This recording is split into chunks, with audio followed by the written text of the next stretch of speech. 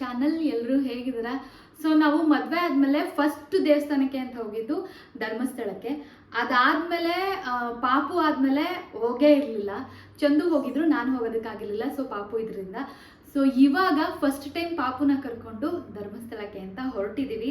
So ಇಲ್ಲಿಂದ ಡೈರೆಕ್ಟಾಗಿ ನಮ್ಮ ಊರಿಗೆ ಹೋಗಿ, ಅಂದರೆ ಕೇರ್ಪೇಟೆಗೆ, ಅಲ್ಲಿಂದ ಹೋಗಬೇಕು. ಅಲ್ಲಿ ಫ್ಯಾಮಿಲಿ ಎಲ್ಲರೂ ಬರ್ತಾರೆ. ಸೊ ಸಡನ್ನಾಗಿ ಪ್ಲ್ಯಾನ್ ಮಾಡಿದ್ರು ಫ್ಯಾಮಿಲಿಯವರು. ಸೊ ಹಾಗಾಗಿ ನಾವು ಹೋಗೋಣ ಅಂತ ಹೇಳ್ಬಿಟ್ಟು ಹೊರಟಿದ್ದೀವಿ. ಪಾಪುನ ಫಸ್ಟ್ ಟೈಮ್ ಕರ್ಕೊಂಡು ಹೋಗ್ತಾ ಇರೋದ್ರಿಂದ ನನಗೆ ಏನೇನು ತೊಗೋಬೇಕು, ಏನೇನು ಮಿಸ್ ಮಾಡಿಬಿಡ್ತೀನೋ ಅನ್ನೋ ಟೆನ್ಷನ್ನು, ಮತ್ತು ಎಷ್ಟು ಆದಷ್ಟು ನಾನು ರೆಡಿ ಮಾಡಿ ಇಟ್ಕೊಂಡಿದ್ದೀನಿ. ಇದೊಂದು ಬ್ಯಾಗು ಪಾಪುಗೆ, ಅಂದರೆ ಅವನ ಬಟ್ಟೆಗಳು, ಡೈಪರು, ಮತ್ತು ಏನೇನು ಅವನಿಗೆ ಕರ್ಚೀಫು ಅಷ್ಟೇ ಇದರಲ್ಲಿರೋದು. ಮತ್ತು ಸ್ವೆಟರು, ಈಗ ಸ್ವಲ್ಪ ಚಳಿ ಇರುತ್ತೆ, ಬೆಳಗಿನ ಜಾವ ಹೋಗೋದ್ರಿಂದ ಚಳಿ ಜಾಸ್ತಿ ಇರುತ್ತೆ ಅಂತ ಹೇಳ್ಬಿಟ್ಟು ಸ್ವೆಟರು, ಮತ್ತು ಇನ್ನೇನು ಸೋಪ್ ಮತ್ತು ಶಾಂಪೂ, ಅವನಿಗೆ ಸ್ನಾನ ಮಾಡಿಸೋದಕ್ಕೆ ಅದೆಲ್ಲ ತೊಗೊಂಡಿದ್ದೀನಿ. ಅದಾದಮೇಲೆ ಅವನ ಊಟಕ್ಕೆ, ಸೊ ಬೆಳಿಗ್ಗೆ ನಾವು ಬೆಳಗಿನ ಜಾವ ಹೋಗೋದ್ರಿಂದ ಅವನಿಗೆ ತಿಂಡಿ ತಿನ್ನಿಸ್ಲೇಬೇಕು. ನಾವು ಎಷ್ಟು ಟೈಮ್ಗೆ ಹೊರಟು ತಿಂಡಿ, ಊಟ ಮತ್ತು ಅದು ಒಂದು ಟೈಮಿಗೆ ನಾವು ತಿನ್ನಿಸ್ಲೇಬೇಕು. ಸೊ ಹಾಗಾಗಿ ಒಂದು ಪೋರ್ಟಬಲ್ ಗ್ಯಾಸ್ ಮತ್ತು ಅದು ಗ್ಯಾಸ್ ಫಿಲ್ಲರ್ ಸಿಗ್ತಾನೆ ಇರಲಿಲ್ಲ ನನಗೆ ಆನ್ಲೈನಲ್ಲಿ. ಓನ್ ಮಗನೆ ಸೊ ಸಿಗ್ತಾ ಇರಲಿಲ್ಲ ಅದು. ಹಾಗಾಗಿ ಇಲ್ಲೋ ಒಂದು ಮಹಾಲಕ್ಷ್ಮಿ ಲೇಔಟಲ್ಲಿ ಒಂದು ಅಂಗಡಿ, ಒಂದು ಸ್ಟೋರು, ಅಲ್ಲಿಂದ ಬುಕ್ ಮಾಡಿ ತರಿಸ್ಕೊಂಡು ತೊಗೊಂಡು ಇವಾಗ ಹೊರಡಬೇಕು. ಆಲ್ರೆಡಿ ಲೇಟ್ ಆಗಿದೆ. ನನ್ನ ಮಗ ಅಳ್ತಾ ಇದ್ದಾನೆ, ನನಗೆ ವಿಡಿಯೋ ಮಾಡೋದಕ್ಕೆ ಬಿಡಲ್ಲ, ಅವನು ಯಾವತ್ತೂ ಬಿಡಲ್ಲ. ಸೊ ಆದರೂ ನಾನು ಮಾಡಲೇಬೇಕು ಅಂತ ಮಾಡ್ತೀನಿ. ಸೊ ಅವನು ಅಳ್ತಾನೆ ಇದ್ದಾನೆ. ಪಾಪು ಅಳಬಾರ್ದು ಪ್ಲೀಸ್, 5 ನಿಮಿಷ. ಸೊ ಇಲ್ಲಿಂದ ಡೈರೆಕ್ಟಾಗಿ ಊರಿಗೆ ಹೋಗ್ತೀವಿ.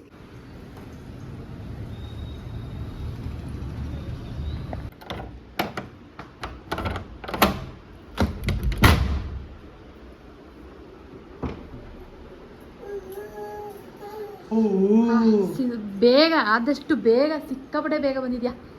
ಸೂಪರ್. ಸೊ ಸದ್ಯಕ್ಕೆ ನಾನು ಏನು ಮರಿದೇ ಇದ್ರೆ ಸಾಕು. ನಾನು ಜಾಸ್ತಿ ಮರ್ತ್ಬಿಡೋದು ಜಾಸ್ತಿ. ಅಂದರೆ ಪಾಪು ವಿಷಯದಲ್ಲಿ ಏನಾದರೂ ಮರ್ತರೆ ಚಂದು ಫುಲ್ಲು ನನಗೆ ಹೇಳಿದೆ ತಗೋ ಅಂತ, ಅಷ್ಟು ಟೈಮ್ ಕೊಟ್ಟಿದ್ದೆ, ನಾನು ಲೇಟಾಗಿ ಬಂದೆ ಅಂತ ಹೇಳ್ತೀಯಾ, ಇನ್ನೂ ತೊಗೊಂಡಿಲ್ಲ ಅಂತಾರೆ. ಸೊ ಹಾಗಾಗಿ ಸದ್ಯಕ್ಕೆ ಎಲ್ಲ ತೊಗೊಂಡಿದ್ದೀನಿ ಅಂತ ಅಂದ್ಕೊಂಡಿದ್ದೀನಿ. ಇದು ಒಂದು ಅವನಿಗೆ ಊಟದಕ್ಕೆ ಒಂದು ಬ್ಯಾಗ್ ಆಗುತ್ತೆ. ಸೊ ಇದು ರಾಗಿ ಸರಿ ಇದು. ಸೊ ಇದು ಓಟ್ಸ್ ಪೌಡರ್ ಹಾಕ್ಕೊಂಡಿದ್ದೀನಿ ಇದಕ್ಕೆ ಸ್ವಲ್ಪ. ಸೊ ಇದೊಂದು ಎಲೆಕ್ಟ್ರಿಕಲ್ ಮಿಕ್ಸರ್, ಇದು ಚಾಪರು. ಅಂದರೆ ನಾನು ಏನಾದರೂ ಫ್ರೂಟ್ಸ್ ಏನಾದರೂ ತಿನ್ಸಿದ್ರೆ ಸೊ ಬೇಕಾಗುತ್ತೆ, ಇದು ಬೇಕಾಗುತ್ತೆ ಅಂತ ಇದನ್ನ ಇಟ್ಕೊಂಡಿದ್ದೀನಿ. ಸೊ ವಾಟರ್ ಬಾಟಲ್, ಇದು ನಾನು ಯೂಸ್ ಮಾಡಲ್ಲ, ಬಟ್ ಆಚೆ ಹೋದಾಗ ಇದು ಯೂಸ್ ಆಗುತ್ತೆ. ಸೊ ಇದು ಚಾರ್ಜರ್ ಇದಕ್ಕೆ. ಅದಾದಮೇಲೆ ಇನ್ನೊಂದು ಅದು ಪೋರ್ಟಬಲ್ ಗ್ಯಾಸ್. ಇದು ನಾನು ನಿಮಗೆ ತೋರಿಸಿದೆ ಅನಿಸುತ್ತೆ, ಪೋರ್ಟಬಲ್ ಗ್ಯಾಸ್. ಇದಕ್ಕೆ ನನಗೆ ಸಿಲಿಂಡರ್ ಸಿಕ್ಕಿರಲಿಲ್ಲ, ಗ್ಯಾಸ್ ಫಿಲ್ಲರು. ಸೊ ಹಂಗಾಗಿ ಇದನ್ನು ಯೂಸೇ ಮಾಡಿಲ್ಲ, ಈ ಸಲ ಯೂಸ್ ಮಾಡಬೇಕು. ಸೊ ನೋಡೋಣ, ಅದು ತೊಗೊಂಡು ಬಂದರು ಅನಿಸುತ್ತೆ ಫಿಲ್ಲರು. ಸೊ ಕಾರಲ್ಲಿ ಇಟ್ಬಿಟ್ಟು ಬಂದಿದ್ದಾರೆ. ಸೊ ನನ್ನ ಮಗ ನೋಡ್ತಾ ಇದ್ದಾನೆ. ಇಷ್ಟೇ. ನನಗೇನಾದರೂ ಮರೆತರೂ ಪರವಾಗಿಲ್ಲ, ಪಾಪು ಐಟಮ್ಸ್ ಏನೂ ಮರಿಬಾರ್ದು ಅಂತ ನೆನ್ಪು ಮಾಡಿ ಇಟ್ಕೊತಾ ಇದ್ದೀನಿ. ಸೊ ಇವಾಗ ಊರಿಗೆ ಹೊರಡುವ ಸಮಯ. ಓಕೆ, ಊರಲ್ಲಿ ಸಿಗುವ. ಸೊ ಸದ್ಯಕ್ಕೆ ಮನೆಯಿಂದ ಹೊರಟ್ವಿ. ಒಂದು 6:37 ಆಗಿತ್ತು ಹೊರಡೋಷ್ಟ್ರೊಳಗಡೆ. ಪಾಪು ನೋಡಿ ಹೆಂಗೆ ನಗ್ತಾ ಇದ್ದಾನೆ ಅಂತ. ಅವನ್ನ ಚಂದು ಆಟ ಆಡಿಸ್ತಾಯಿದ್ರು. ಅವನು ಬರ್ತಾನೆ ಇಲ್ಲ ನನ್ನ ಹತ್ರ, ಅವ್ರ ಹತ್ರನೇ ಹೋಗ್ತಾಯಿದ್ದ. ಬಟ್ ಡ್ರೈವಿಂಗ್ ಕಷ್ಟ ಆಗುತ್ತೆ ಅಂತ ಹೇಳಿ ನಾನೇ ಎತ್ಕೊಂಡೆ. ಅದಾದಮೇಲೆ ನಾವು ಡೈರೆಕ್ಟಾಗಿ ಎಲ್ಲೂ ನಿಲ್ಲಿಸಲಿಲ್ಲ, ಮನೆ ಹತ್ರ ಬಂದ್ವಿ. ರೀಚ್ ಆಗೋಷ್ಟ್ರೊಳಗಡೆ 9:30 ಆಗೋಗಿತ್ತು. ಪಾಪಗೂ ಊಟ ಮಾಡಿಸಿರಲಿಲ್ಲ ಅಂಥೇಳಿ ಊಟ ಮಾಡಿ ಮಲಗಿಸ್ಬಿಟ್ಟೆ ಹೋದ ತಕ್ಷಣ. ಅದಾದಮೇಲೆ ಬೆಳಗಿನ ಜಾವ 4:50ಕ್ಕೆ ಎದ್ದಿದ್ದೆ. ಎಲ್ಲರೂ ಎದ್ದಿದ್ರು. ನಮ್ಮ ಅತ್ತೆ ಬೇಗನೆ ಎದ್ಬಿಟ್ಟಿದ್ರು, 3 ಗಂಟೆಗೆ ಎದ್ಬಿಟ್ಟಿದ್ರು. ಎದ್ದು ಅವರು ತಿಂಡಿ ಎಲ್ಲ ಮಾಡ್ತಾಯಿದ್ರು, ತೊಗೊಂಡು ಹೋಗೋಣ ಅಂತೇಳ್ಬಿಟ್ಟು. ನಾವು ಎದ್ದು ಸ್ನಾನ ಮಾಡಿಕೊಂಡು ರೆಡಿ ಆಗೋದಕ್ಕೆ ಲೇಟಾಗೋಯಿತು. ಸೊ ರೆಡಿಯಾಗಿ ನಾವು ಹೊರಟೋಷ್ಟ್ರೊಳಗಡೆ ಒಂದು 6:30, 7 o'clockಗೆ ಹೊರಟ್ವಿ. 7 o'clockಗೆ ಮನೆ ಬಿಟ್ವಿ ಧರ್ಮಸ್ಥಳಕ್ಕೆ. ಸೊ ಹೋಗ್ತಾ ಇದ್ವಿ ನಮ್ಮ ಕಾರಲ್ಲಿ. ನಾನು, ಪಾಪು, ಚಂದು ಮತ್ತು ನಮ್ಮ ಮಾವ 3 ಜನ ಹೋದ್ವಿ. ಮತ್ತು ನನ್ನ ಮೈದನ ಕಾರಲ್ಲಿ ನಮ್ಮ ಅತ್ತೆ, ಅವರ ಮಿಸ್ಸಸ್ಸು ಮತ್ತು ನಮ್ಮ ಮೈದನ ಅವ್ರು 3 ಜನ ಬಂದರು. ಬಿಕಾಸ್ ಒಂದು ಕಾರಲ್ಲಿ ಹೋಗೋದಕ್ಕೆ ಆಗ್ತಾ ಇರಲಿಲ್ಲ, 6-7 ಜನ ಕೂತ್ಕೊಳ್ಳೋದಕ್ಕೆ. ಒಂದು ಕಾರಲ್ಲಿ ಆಗೋಲ್ಲ ಅಂತೇಳ್ಬಿಟ್ಟು ಇನ್ನೇನು ಮಾಡೋದಕ್ಕಾಗಲ್ಲ, 2 ಕಾರ್ನೇ ತೊಗೊಂಡು ಹೋಗೋಣ ಅಂತೇಳ್ಬಿಟ್ಟು 2 ಕಾರಲ್ಲಿ ಹೊರಟ್ವಿ, 3 ಜನ. ಸೊ ನಮ್ಮ ಕಾರಲ್ಲಿ 4 ಜನ, ನಮ್ಮ ಪಾಪುನೂ ಸೇರಿ. ಅದಾದಮೇಲೆ ಅಲ್ಲೇ ತಿಂಡಿ ತಿನ್ನೋದಕ್ಕೆ ಅಂಥೇಳಿ ನಿಲ್ಲಿಸಿದ್ವಿ. ನಮ್ಮ ಚಂದು ಅಂತೂ ಒಂದು 10 ಕಿಲೋಮೀಟ್ರ್ ಬಂದರು ಚೆನ್ನಾಗಿರೋ ಜಾಗದಲ್ಲಿ ನಿಲ್ಸೋಣ ಅಂತ ಹೇಳ್ಬಿಟ್ಟು. ಬಟ್ ಇಲ್ಲಿ ಯಾವುದೋ ತೋಟ ಥರ ಇತ್ತು, ಒಳಗಡೆ ಹೋಗಿ ಊಟ ಮಾಡೋಣ ಅಂತ ಹೇಳ್ಬಿಟ್ಟು ಹೋಗಿ ಕೂತ್ಕೊಂಡು ಊಟ ಮಾಡ್ತಾಯಿದ್ವಿ. ಸೊ ಪಲಾವ್ ಮಾಡಿದ್ರು, ಪಲಾವ್ ಮಾಡ್ಕೊಂಡು ತೊಗೊಂಡು ಬಂದಿದ್ರು. ನನಗೆ ಗೊತ್ತೇ ಇರಲಿಲ್ಲ, ನಾವು ಮಲಗಿದಾಗಲೇ ನಮ್ಮ ಅತ್ತೆ ಎದ್ದು ಆಲ್ರೆಡಿ ಪಲಾವ್ ರೆಡಿ ಮಾಡಿಬಿಟ್ಟಿದ್ರು. ಸೊ ಪಲಾವೆಲ್ಲ ತಿಂದ್ಕೊಂಡು ಅದಾದಮೇಲೆ ಕಾಫಿನೂ ಮಾಡ್ಕೊಂಡು ಬಂದಿದ್ರು.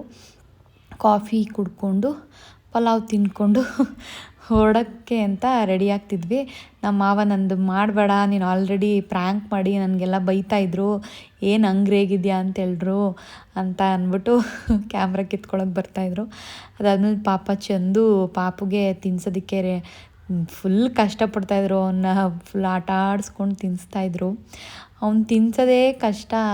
ಅದರಲ್ಲೂ ಆಚೆ ಬಂದ್ಬಿಟ್ರಂತೂ ಈ ಬಟ್ಟೆಗೆಲ್ಲ ಮಾಡಿಬಿಡ್ತಾನ. ಅಯ್ಯೋ ಯಪ್ಪ, ಇರಿಟೇಟ್ ಆಗ್ತಾಯಿರುತ್ತೆ. ಬಟ್ ಅದಕ್ಕೆ ಹಾಕಿದ್ನಲ್ಲ, ಸೊ ಅದರಲ್ಲಿ ಸ್ವಲ್ಪ ಪ್ರೆಸ್ ಮಾಡಿಕೊಂಡು ನಮ್ಗೆ ಎಷ್ಟು ಬೇಕೋ ಅಷ್ಟನ್ನು ತಿನ್ಸಿದ್ರೆ ತಿಂತಾನೆ ಅಂತೇಳ್ಬಿಟ್ಟು ತಿನ್ನಿಸ್ತಾ ಇದ್ದೆ. ಮತ್ತು ಬೇರೆ ಬಟ್ಲಿಗೆಲ್ಲ ಹಾಕ್ಕೊಂಡ್ರೆ ಫುಲ್ಲು ಗಲೀಜಾಗ್ಬಿಡುತ್ತೆ ಅಂತ ಹೇಳ್ಬಿಟ್ಟು, ಯಪ್ಪ ಹೆಂಗೆ ಕಾಣಿಸ್ತಾ ಇದ್ದೀನಿ ನೋಡಿ, ನಾನು ಹೆಂಗಿದ್ರೂ ಕಾರಲ್ಲಿ ಜರ್ನಿ ಮಾಡೋದಕ್ಕೆ ಹಂಗೆ ಆಗುತ್ತೆ ಅಂತ ಹೇಳ್ಬಿಟ್ಟು ನಾನೇನು ರೆಡಿಯಾಗಿರಲಿಲ್ಲ. ಹೋಗ್ಬೇಕಾದ್ರೆ ಕಾರಲ್ಲಿ ರೆಡಿ ಆಗೋಣ ಅಂತ ಹೇಳ್ಬಿಟ್ಟು. ಅದಾದಮೇಲೆ ಡೈರೆಕ್ಟಾಗಿ ನಾವು ಹೋದ್ವಿ ನೇತ್ರಾವತಿ ನದಿಗೆ. ಸೊ 4 to 4.5 hours ಜರ್ನಿ ಆಯಿತು ನಮಗೆ ನಮ್ಮ ಊರಿಂದ ಧರ್ಮಸ್ಥಳಕ್ಕೆ. ಡೈರೆಕ್ಟು ನಾವು ಹೋಗಿ ಸ್ನಾನ ಮಾಡ್ಕೊಳ್ಳೋಣ ಅಂತ ಅಂದ್ಕೊಂಡ್ವಿ. ಅಂದರೆ ಪಾಪುಗೆ ಸ್ವಲ್ಪ ನೆಗಡಿ ಆಗಿತ್ತು, ಸೊ ಅವನಿಗೆಲ್ಲ ಏನು ಮಾಡ್ಸೋದು ಬೇಡ, ಸ್ವಲ್ಪ ಅವನಿಗೆ ಅಲ್ಲೇ ನೀರು ಹಾಕೋಣ ತಲೆ ಮೇಲೆ.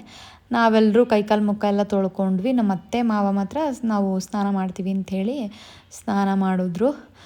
ನಾವು ಬಟ್ಟೆ ತಂದಿರಲಿಲ್ಲ, ಹಾಗಾಗಿ ಮಾಡೋದಕ್ಕಾಗಲಿಲ್ಲ. ಅವ್ರು ಬಟ್ಟೆ ತೊಗೊಂಡು ಬಂದಿದ್ರು, ಸೊ ಅವ್ರು ಹಾಗಾಗಿ ಮಾಡಿದ್ರು. ನಮ್ಮ ಅತ್ತೆ ತಂದಿರಲಿಲ್ಲ ಇದು ಸ್ಯಾರಿ, ಅದು ಬೇಗ ಒಣಗಿಬಿಡುತ್ತೆ ಅಂಥೇಳಿ ನಾನು ಮುಳುಗ್ಬಿಡ್ತೀನಿ ಅಂತ ಹೇಳ್ಬಿಟ್ಟು ಮುಳುಗಿದ್ರು.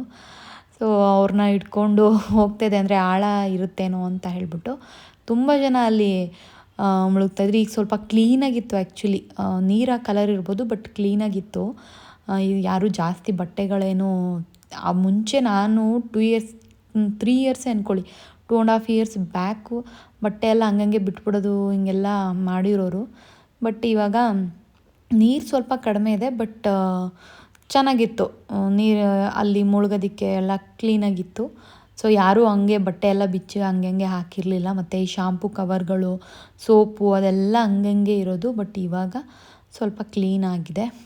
ಸೊ ಎಲ್ಲ ಸ್ನಾನ ಮಾಡಿಕೊಂಡು ಡೈರೆಕ್ಟಾಗಿ ನಾವು ದರ್ಶನಕ್ಕೆ ಅಂತ ಹೋಗ್ತಾಯಿದ್ವಿ. ಮಳೆ ಸ್ಟಾರ್ಟ್ ಆಯಿತು ನೋಡಿ, ಸಿಕ್ಕಾಪಟ್ಟೆ ಮಳೆ ಬಂತು.